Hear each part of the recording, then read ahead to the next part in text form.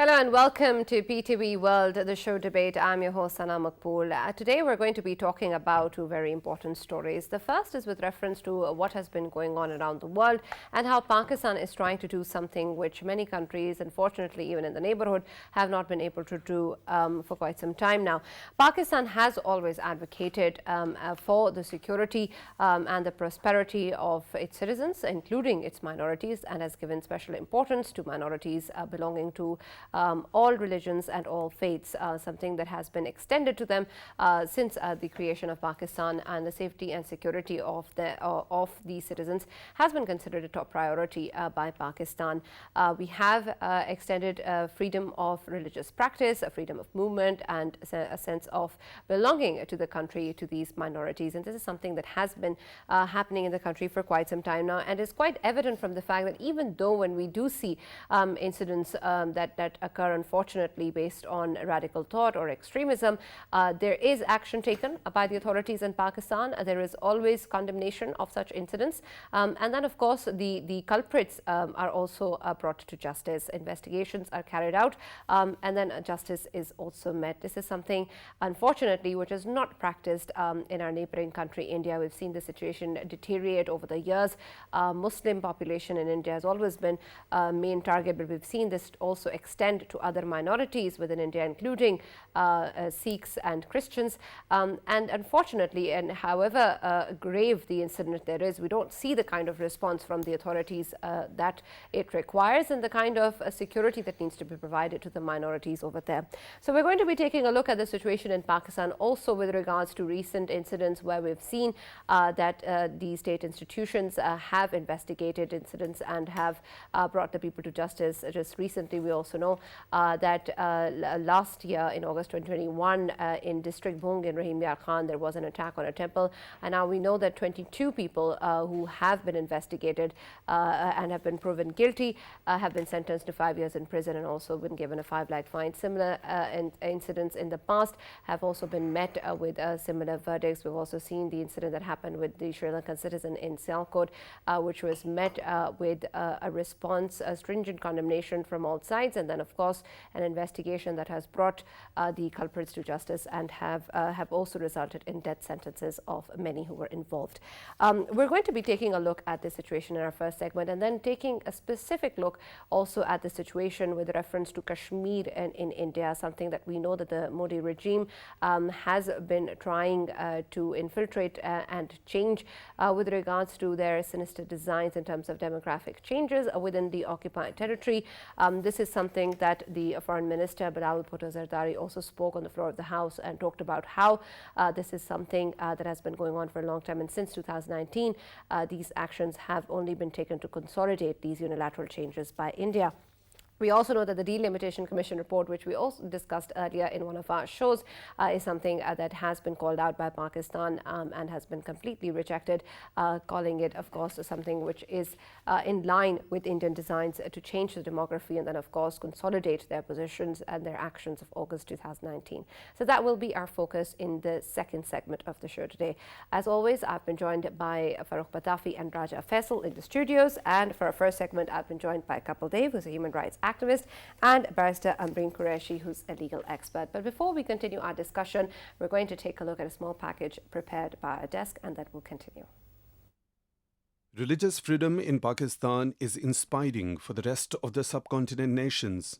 Minorities are guaranteed freedom of worship and equal state protection by the Constitution of Pakistan. The opening of the Kartarpur corridor for Sikhs is a testimony of Pakistan's contribution to religious harmony. On a local level, the desert region of Tharparkar is a noteworthy example of interfaith harmony, as both Hindu and Muslim communities live in this region with complete religious peace and exemplary goodwill gestures for each other. It reflects the Quaid-e-Azam Muhammad Ali Jinnah's vision of a country where Muslims, Christians, Sikhs and Hindus will be free to go to their mosques, churches, gurdwaras and temples and practice their faith freely. On the contrary, India is becoming a hub of religion-based violence. From Kashmir to Karnataka, the lives of Indian minorities, especially Muslims, are currently in danger. Well, you heard the report, and this is what the situation that has been existing in both Pakistan and India. We'll continue our discussion with our guests, Mr. Kapil Dev and Barrister Ambreen Qureshi, and also analysts in the studio, Farrukh, Pitafi and Raja Faisal. What we're going to do now is also take a look at the situation within Pakistan first, and then try to understand and bring to light the kind of measures that have been taken by Pakistan in terms of minorities and in terms of protecting their right to various freedoms. I'll start with you, Barrister Ambreen. This is something that has been spoken about a lot in the past as well, and we have emphasized on Pakistan's stance on this matter a lot. But what's more important is that people understand the legal actions that are taken in the aftermath of incidents which targets a specific community or a specific minority or people belonging to a certain religion or their sacred places as well. That the legal action that is taken by Pakistan shows or proves this particular stance that they stand by with their minorities. Do you think that in the recent past, the kind of actions that have been taken against culprits who have been involved in such incidents is justified in terms of what needed to be done, is enough in terms of the kind of investigation that needed to be carried out, and then of course the verdict that was given?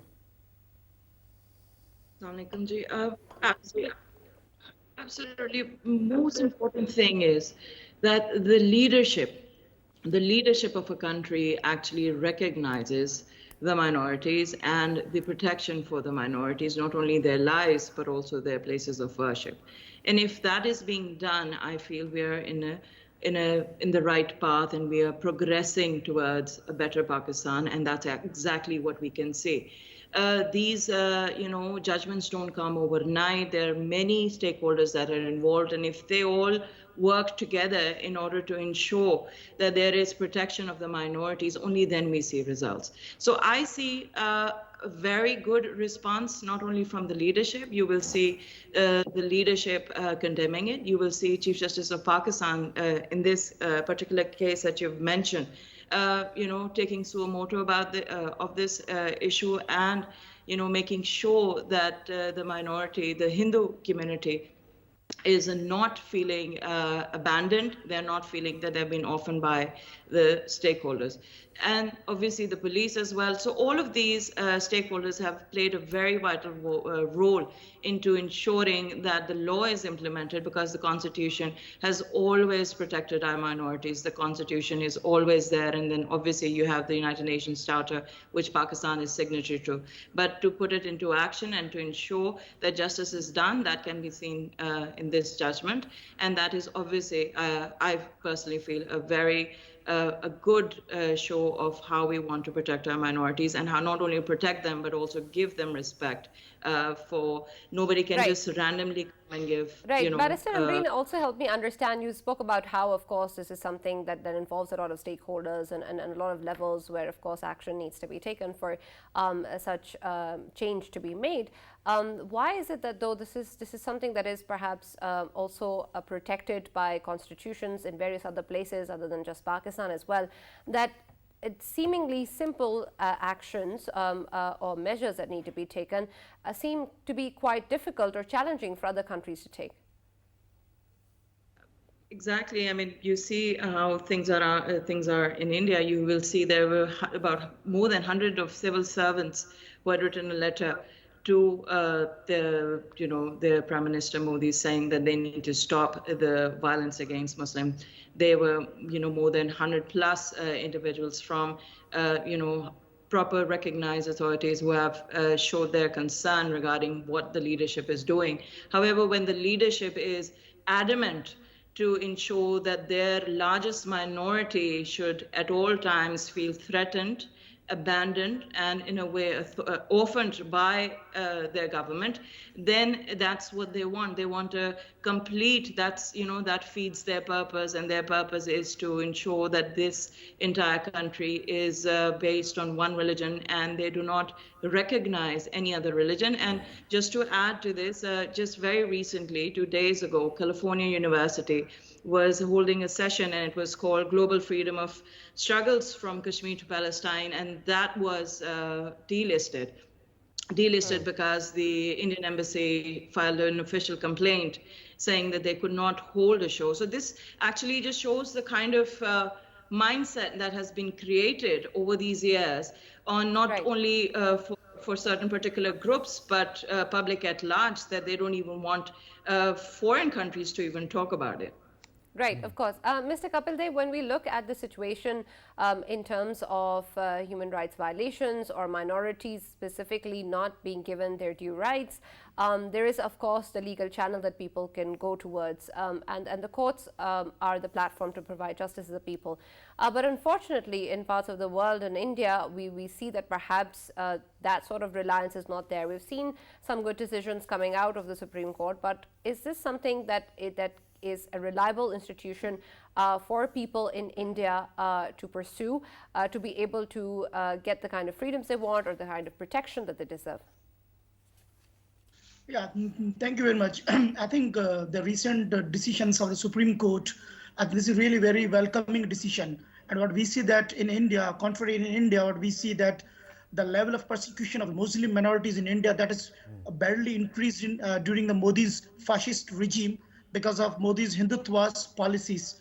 But in comparison, if we see in Pakistan, you can see that in last government of Imran Khan's PTI government, Faisal Chauhan, one of the ministers of Punjab cabinet, he was removed because he made some derogatory remarks against Hindu communities. And you can see another example of attack on the temple in Banu, then an attack on the temple in Bhum district. So you can see the court verdicts have come in the favor of Hindu community. So this is a very welcoming decision. And this is what we can see, and we can see a positive change that Pakistan is moving towards inclusivity, where rights of religious minorities are being respected or being protected.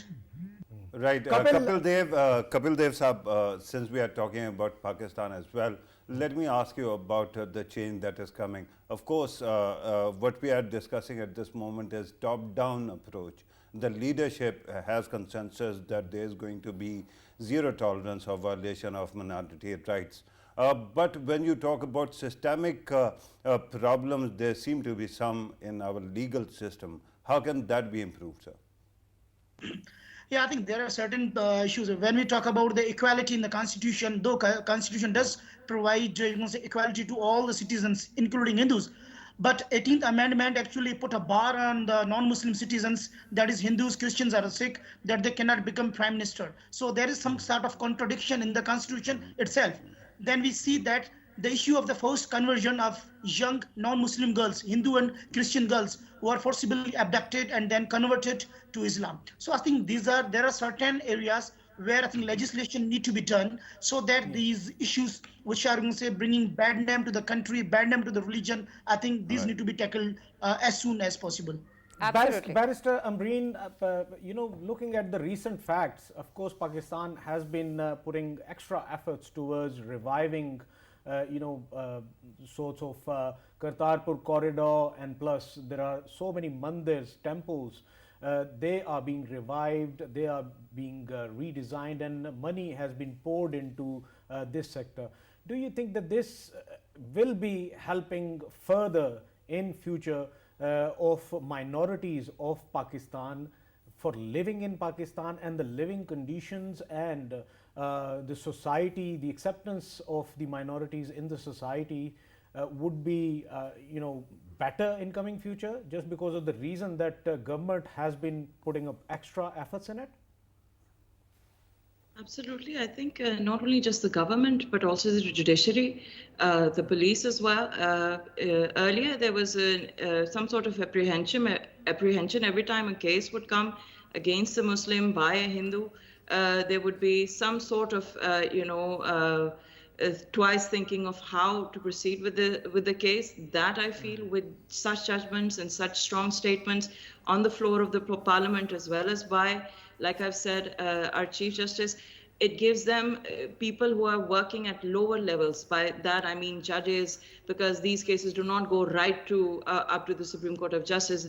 They go to maybe a session judge or a magistrate judge who is most probably in fair at times of giving a good judgment. But when you kind of show this, you give them support, like I've said, and that is required. And all over, like I use the words, all stakeholders need to support each other in order to ensure that our minorities, may those be Hindus, Christians, any other from any other minority, Sikhs, from any other minority groups, are worked upon in a similar and in a proper manner. And then there, like Kapil Saab has said, there are many other issues that need to be dealt with, and they will only be dealt with if you empower these people on the smaller forums like judges and police. Absolutely. Very quick question, Kapil. Faisal will come back to Kapil, don't worry about that. When we look at the situation, Farrukh, in terms of what has been happening with reference to minorities, I understand that perhaps the constitution's there and there are a lot of legal grounds that are provided to the people. But at the end of the day, if we were to ask the minorities themselves if they feel safe in Pakistan, if they feel valued, if they feel empowered, as Barrister Amreen was talking about, then do we have an answer which is also affirmative? Because when we look at the minorities' perspectives as well and their a sense of being a part of the citizenship in Pakistan, that's also very important. Right. I think, Sana, when you talk about the contribution of Pakistan's minorities, I actually am hesitant to use the word, minorities, because I believe every citizen is equal. Although there are systemic bottlenecks that still have to be resolved, I think that some of the heroes that this country produced were from these minorities. And as someone who actually supported, Bhagwan Das, Justice Bhagwan Das becoming president of Pakistan, I am a believer that there should be equal chance to everybody. Now, there's one thing that is quite intriguing. When you look at Pakistan's independence, of course, Pakistan is a Muslim country, an Islamic country. Compare it with India that used to call itself secular country. At the start, they had some headway. There was South Hindutva, where minorities they were given token justice, right? But something has gone awful right now. They have stopped caring about their minorities, and simultaneously at that time, Pakistan, after enduring the war on terror and extremism, now we are trying to actually create a better level playing field for our minorities as well. But still, there are systemic and cultural bottlenecks.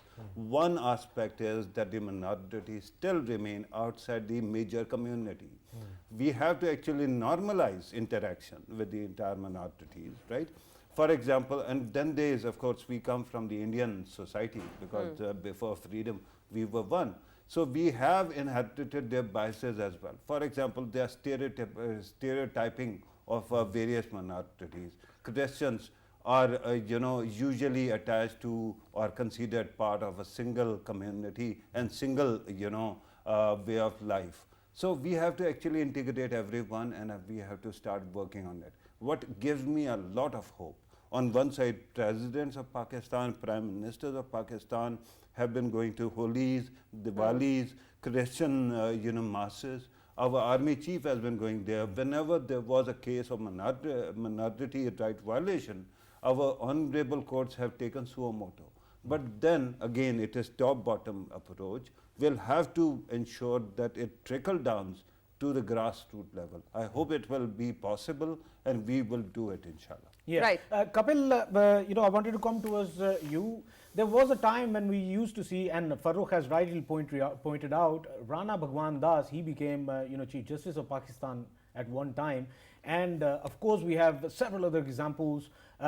Cecil Chaudhry himself, he was a hero, war hero, and he is still celebrated. And there are so many other examples as well. But looking at the current situation, I personally saw a tendency within the minorities to join Pakistan Army, to join Pakistan Air Force, and to do CSS. I think last year, one of the position holders, she came from Hindu community and from Sindh, and it was so refreshing to see that. Do you think that today's youth, which is looking towards IT and taking professions as medicine and army and all of these, this tendency would increase in coming future because obviously in modern Pakistan what we are seeing is the minorities are, people all over Pakistan, they're receptive towards minorities. I think this is really very encouraging what we see that, and particularly with the advent of social media and with more awareness, people are taking advantage of these platforms and they are joining armed forces, they are joining different professions. Recently, I think, actually, I posted a tweet and that became so viral. And recently, we see that two Hindus, they were promoted to the position of Lieutenant Colonel in Pakistan Army. Exactly. Last they are year, actually from medical.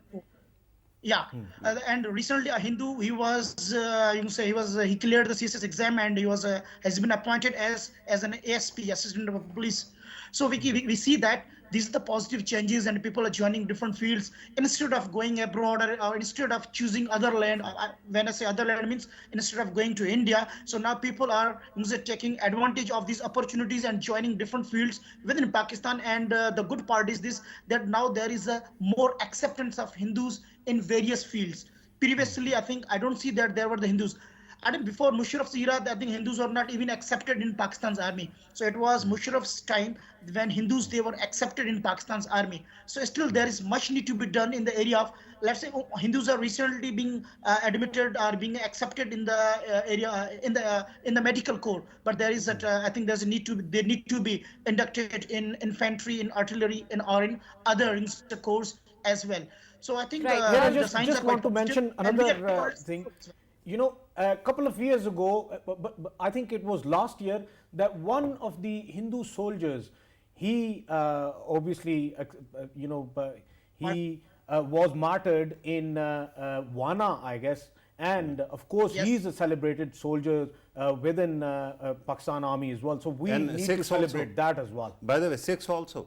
And Yeah. when you talk about promotions, Hindu community might be new to army's cadres. Yeah. But when you talk about Christians, our current ambassador to Ukraine, General Noel Israel, is Christian and he was a major general. So I think that this whole process of moving up is happening and hopefully it will happen. They will be mainstreamed and inshallah, as I say earlier as well, everyone will be equal citizens. And that's, of course, the hope and the direction that we're aiming for. Barrister Amreen, when we talk about these opportunities and options that the minorities have, not just perhaps in the armed institutions, but in general in every way of life within the country, do you think that the options that are available to minorities in the country are the same as they're available to the rest of the population? And also in terms of legal channels, in case when we talk about such incidents that have happened, unfortunately, to different minorities in the country, in that case, do you think that the process of actually going to the courts or calling for justice is the same in the same manner as it is for the rest of the population? There's no extra hurdle for somebody belonging to a minority population.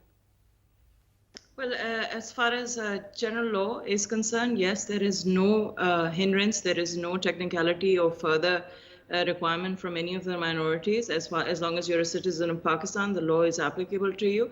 But then there are certain laws which are their own, like the Hindus would have their own marriage law, and that would be applicable. The Christians would have their own marriage laws, and those are applicable. So we cannot put on our Sharia law and our family courts law as such onto them. But otherwise, there are small formalities, little formalities that need to be done with as per their religion. Otherwise, there is nothing that that is a hindrance to them as far as using the legal forum to get justice. Right, Barrister, I'm glad that you're talking about our legal, nuances as well. I actually bring this matter up because in India we have seen a push for a single civil code, and where Muslims protections are being removed one by one. Do you think that we are in a position to ensure that such reservations exist in law across Pakistan? I know that marriage law was introduced in Sindh, but elsewhere also, can we create such assurances that their community is protected and yet they can also be mainstreamed? I mean, there are two different aspects of it. So, I mean, one is as regards to the law. For law to be implemented, every province there, the provincial assembly needs to make sure that they're, in line and you're going to implement it. As soon as it's, they agree to the law, that's a mere formality that they have to do, and the law is passed and is implemented. However, as regards to making sure that they are going to have the same sort of life or the same kind of life that every Pakistan has, I personally feel that majority of our minorities are below the poverty line. They do face a lot of hindrances because of the fact that there is poverty, and this poverty needs to be addressed. We need to give them not only more opportunities, but we need to, I think, help them financially to make sure that they are able to not only get education, but also make their lives better. Their standard of living needs to be improved.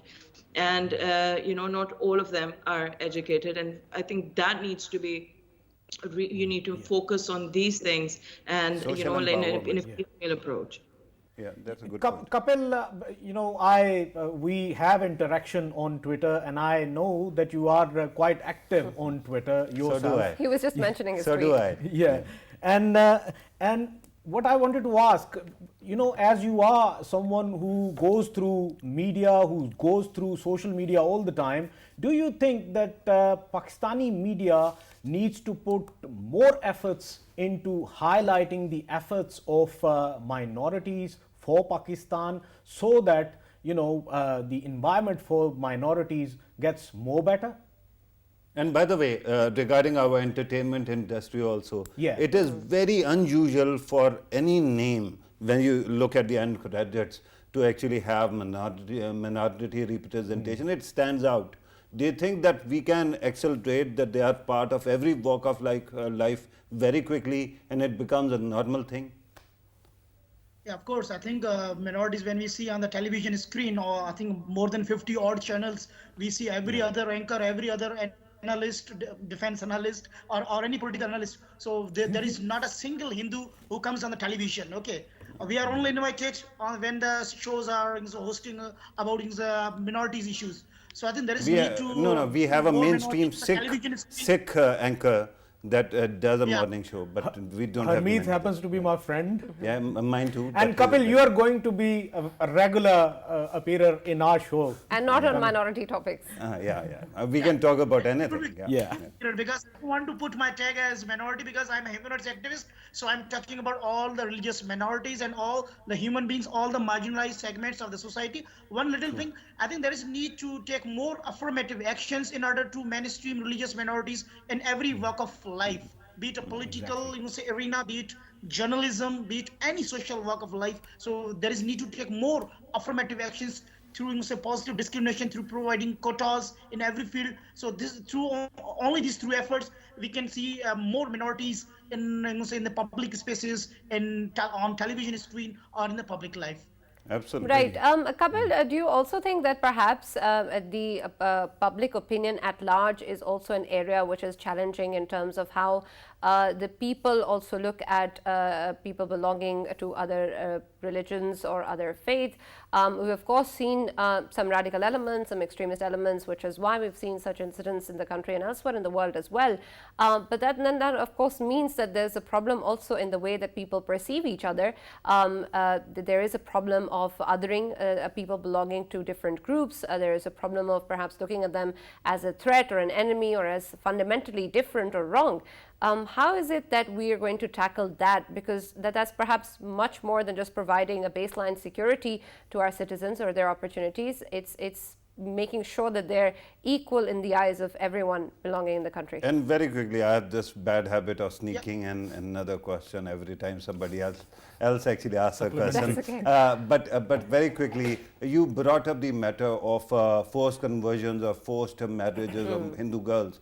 Do we have any solution in mind when it comes to it? I'm talking about systemic and constitutional guarantees or some kind of legal assurances that doesn't happen. Yeah, I think two questions. I think one would be Sana's question. I think there is need to be minorities when they're otherized, because often we see that in our constitution, in our books, often the word non-Muslim is used. So when you use prefix non, it actually negates my identity. You never hear this word that you are a non-Hindu, neither Amreen nor Sana or Raja Pitafi sir. So no one is asked you are non-Christian, you are non-Hindu. But why Kapil Dev is being asked that you are a non-Muslim?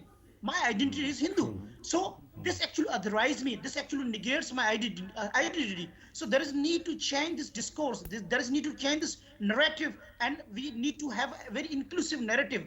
Because when you say that Pakistan's constitution treats everyone equally, then there is need to give me my identity, give me my recognition. That really comes first. When you give me my recognition, then it gives me equal opportunity. Even when you say non-Muslim word, if you translate it in Urdu, you say ghair Muslim. So ghair is one who is stranger, who is not your own, jo apna nahi hota.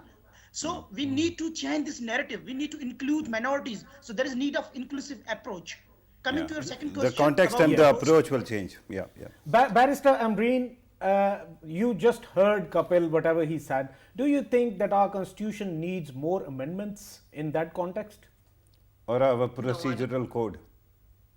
No, we don't need any amendments. We need implementation. We need implementation to ensure that the law that has been written already, the constitution that guarantees all the rights to, minorities of this country is actually, not on paper, but also, in practical life. And only then we can see changes as regards to, forced conversions, which do happen on and off, and they need to be looked into. But there have been certain attempts to curtail such instances, and I would like to highlight those. For instance, registration of nikah nama is now mandatory, as well as the fact that the nikah khwan has to register himself. These two steps were taken very recently, and they actually are in line with ensuring that there is no forced conversion, and whoever is trying to attempt it will now be answerable, because the nikah khwan is now going to be registered. And you have seen cases very recently as well where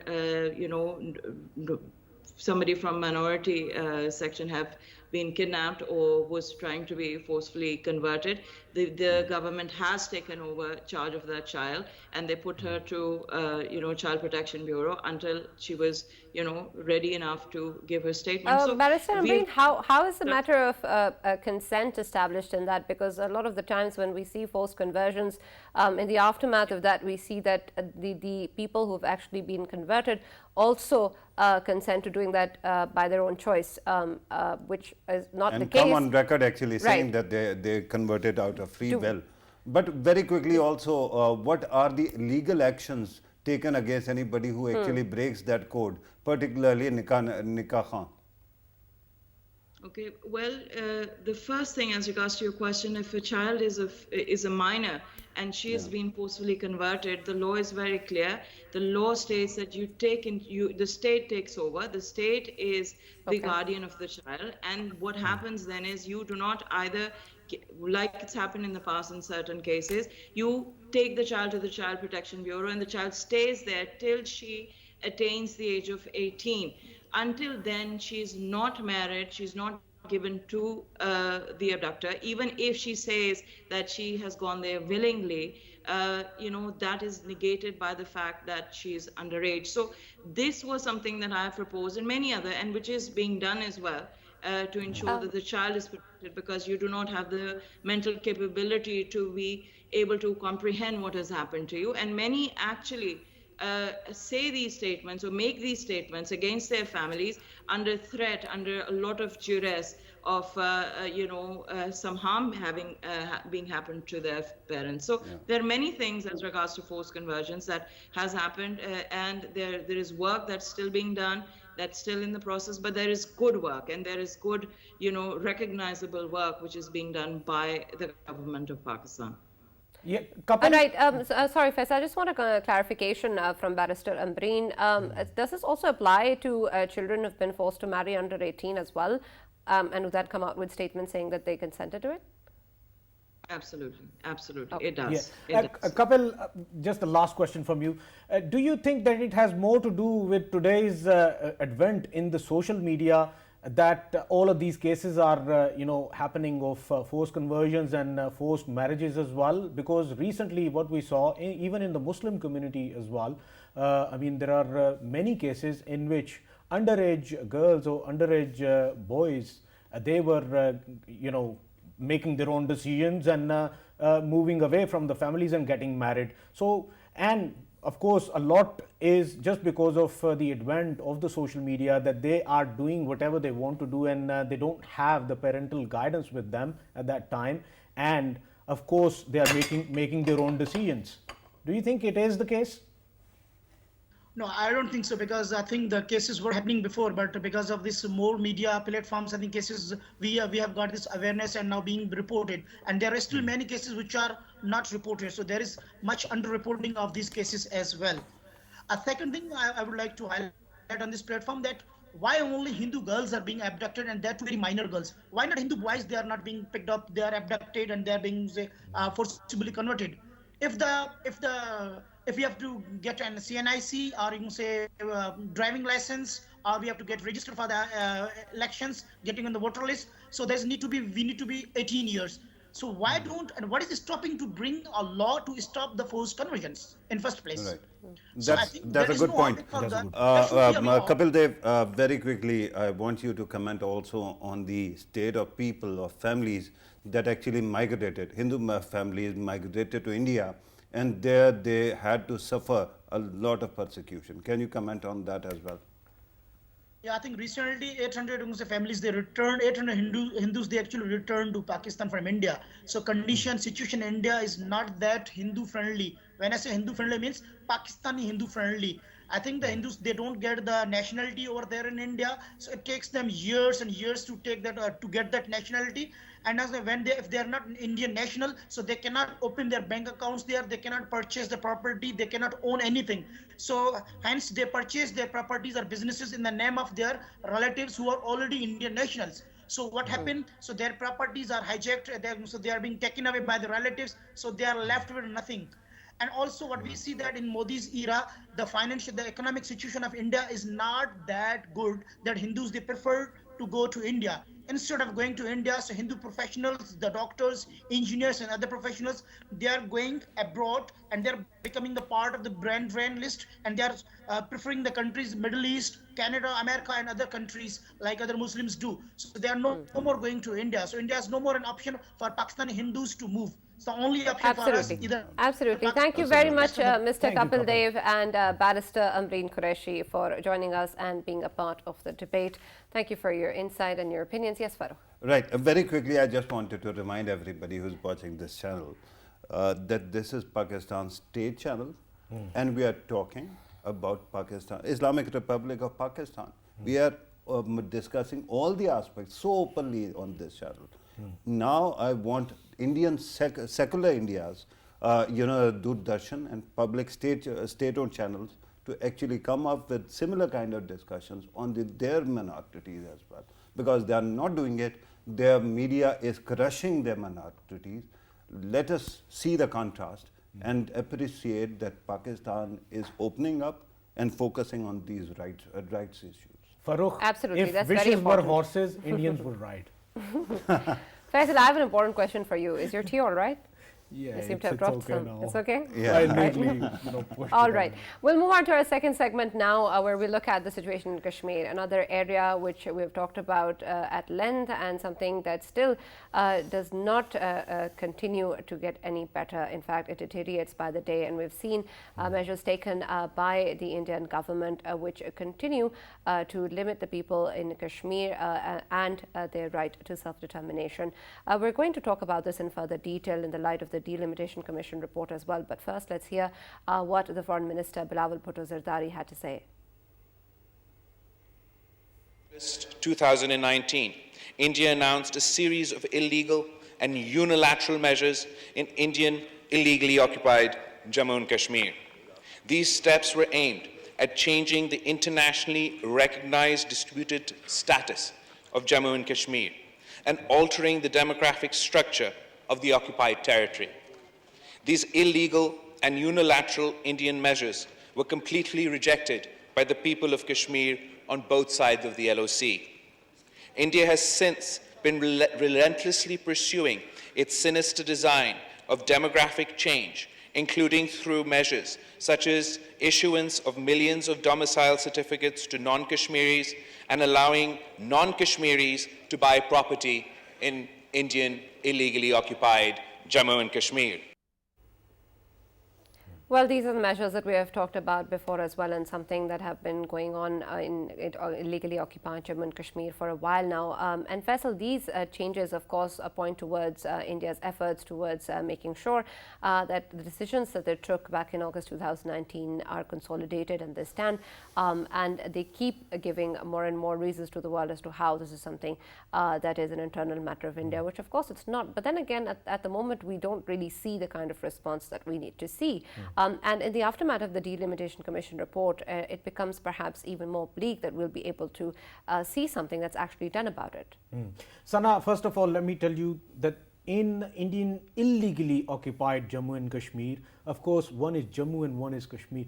The center of gravity for Hindu, that is in Jammu. But if we talk about Kashmir, of course, Muslim is a clear majority. And that is why they don't want Kashmir to become center of the power for both of them. They want Jammu to take the power, so that they can have more control over it.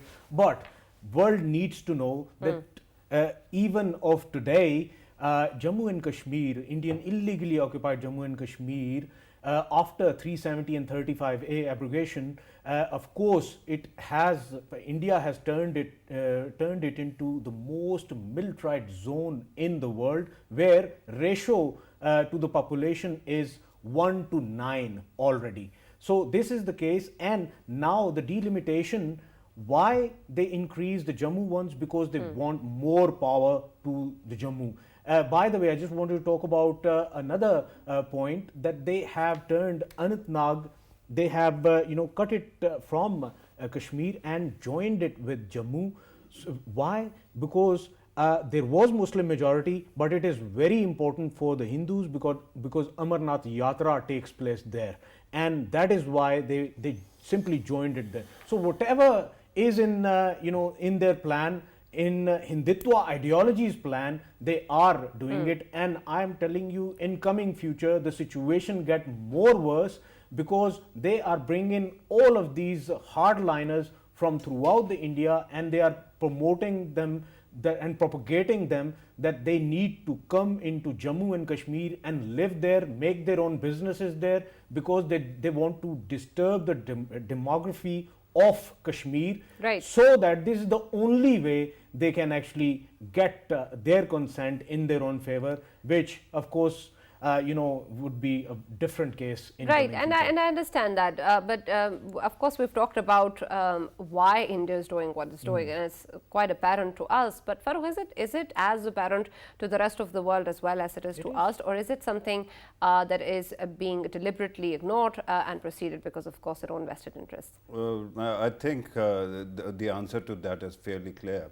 This has been happening for quite some time, for 2 years already, and now it is approaching 3 years. India has been actually bulldozing the rights of our people, right? But before I talk about that, let me first compliment the Foreign Minister for writing this letter and then actually flagging this issue.